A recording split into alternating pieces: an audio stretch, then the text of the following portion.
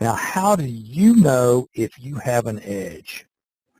You cannot know you have an edge. You can listen to everything that I say. You can study this. You can break it down. You can be able to regurgitate it back to me word for word, and you still don't know you have an edge until you have a record of your trades, and a record of your trades broken down in as much detail as you can. And the degree to which you're willing to do this work is going to largely determine the degree of success that you have as a trader. Now, it's real simple to know if you don't have an edge. You look at your account statements. If you look at your account statements over the past 6 months and you don't have a profit, you probably don't have an edge. And it's also a misnomer, and this is something else that's used in chat room land. Just because there are winning trades does not mean there is an edge there. And certainly having an edge doesn't mean you're going to have all winning trades.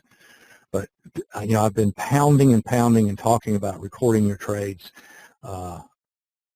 It's really important, and you have to do this. This is something you have to do for yourself, because I can't execute for you.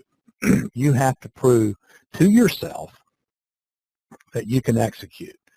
And the trades that you keep and the work that you do breaking down your trades, and that's something you can get help with, but the work you do on breaking down your trades is critical to recognizing what you're doing and if you are actually doing what you think you're doing. Any questions about this? This is important stuff. Yeah, Raj, exactly.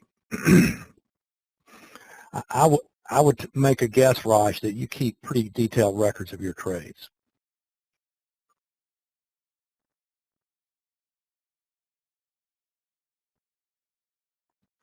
Ed will talk about that.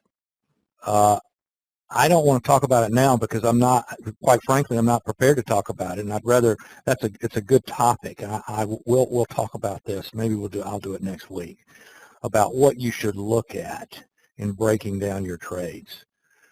Certainly you want to look at, winning trades, losing trades. Where did my winning trades occur?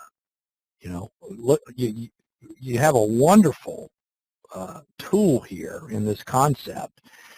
And this is why I say you want to keep a spreadsheet of your trades, but you also want to mark on the chart where you entered these trades. And then you can sort of collate them into, all right, here are all my losing trades. Here are all my winning trades. What do the losing trades have in common? What do the winning trades have in common? Okay, here is a set of 30 trades where I had this result. What's the commonality here? And that's macro. And then you can break them down individually. How long was I in this trade? What time of the day did I enter it? What was I thinking from not only from a target perspective, but from a time perspective? Was I realistic? It's like I said earlier, if my target has got to be the extreme of the day, if I entered a short position in the ES today at 10 till 4, well, is my target really the end of the low of the day? Probably not. I probably just did something impulsive because I'd missed the move all day long. We'll talk about this, okay? And this,